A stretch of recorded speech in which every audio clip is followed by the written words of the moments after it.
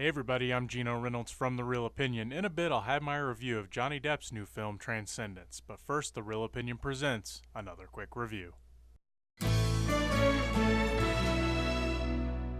Sing it with me. Second verse, dumb as the first. Get ready for around 2 hours of Marlon Wayans screaming right at you and not being funny. He even takes a jab at the scary movie films, which are also terrible. Isn't that like the unfunny pot calling the unfunny kettle black?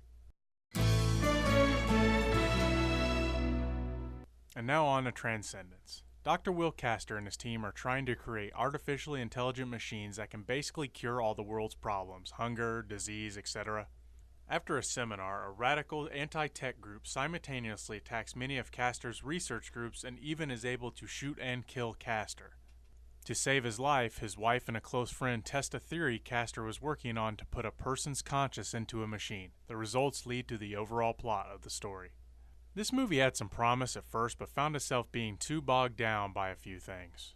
The first and worst thing about the movie was its pacing. The film would go from snail slow to year skipping, which would throw you off a bit. Now I could deal with the slow pace, but the year jumping would hardly explain what was happening within the missing time, so you kinda lose some interest there. This might be a bit of a spoiler here, but you can't tell me that the government would wait 2 years to intervene in some of the things that were happening in this story. I mean, I know our government is slow, but come on.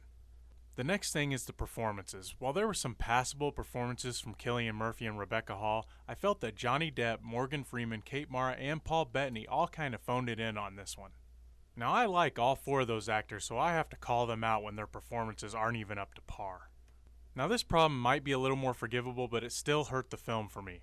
Something happens at the first of the film that is covered about a third of the way through the movie, which pretty much told me how everything was going to end. First of all, I really don't like when a movie starts at the end when it is trying to be a mystery throughout the rest of the film.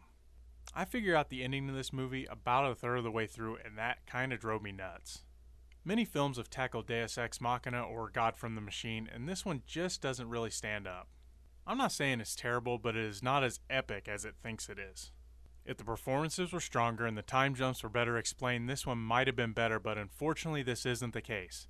But remember, it's only just one guy's opinion. I'm Geno Reynolds from The Real Opinion. Until next time.